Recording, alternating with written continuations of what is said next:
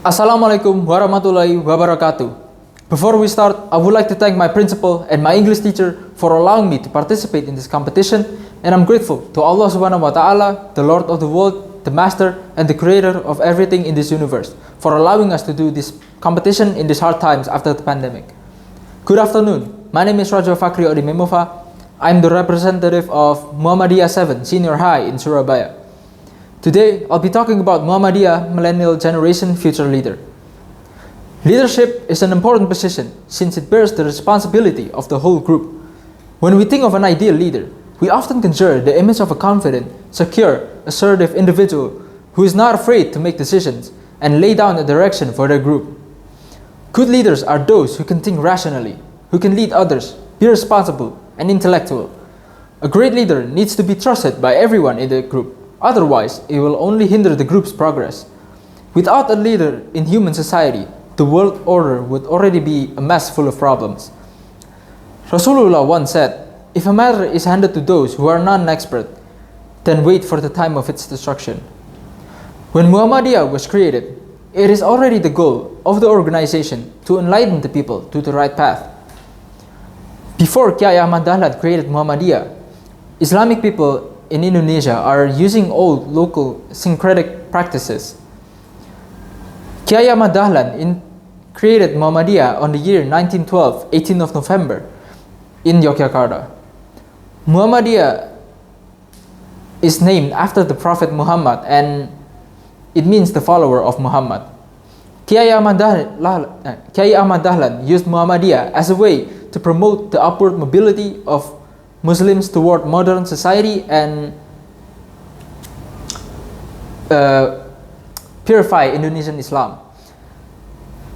The preaching of Muhammadiyah comes from the teachings of Al-Quran and Hadith by developing ijtihads in various fields of life, which is the actualization of the Enlightenment movement.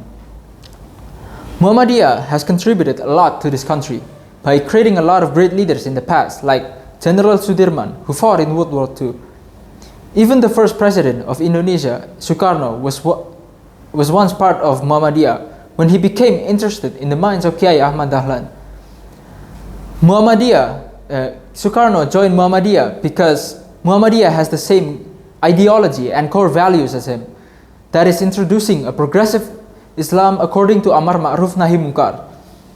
Kiai Ahmad Dahlan introduced the redefinition and regeneration or reintroduction of a youth culture of Islam and the Islamic movements.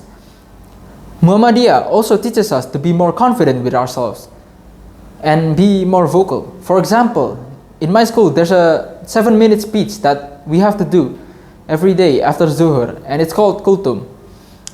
One of the other things that my school does is leading recitation of Al-Quran before the school starts. My school does it in turn so that everybody will get a chance to do it. Having a leader that will listen to everybody's thoughts and ideas are definitely the type that all subordinates want. Anyone can develop their skills of open-mindedness, even though we are in the globalization era.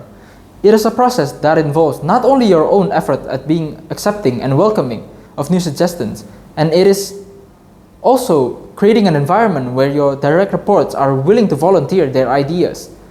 Having an open-minded person doesn't mean accepting all of the ideas that your subordinate suggested. Instead, it is merely a suggestion that your subordinate suggested, but it means to take every suggestion seriously. The downside to it is that it makes the world much more complicated, and being open to opposing and different views add more details without necessarily giving more certainty or simplicity. Having a leader that is close-minded is very bad because that leader won't accept any changes to their organization and they won't listen to their subordinate suggestions. A close-minded person cannot be a good leader. They are instead a dictator that makes other people suffer, and it is something that needs to be avoided at all costs. In conclusion, open-minded is being able to evaluate whether it is right or wrong and if it works or not.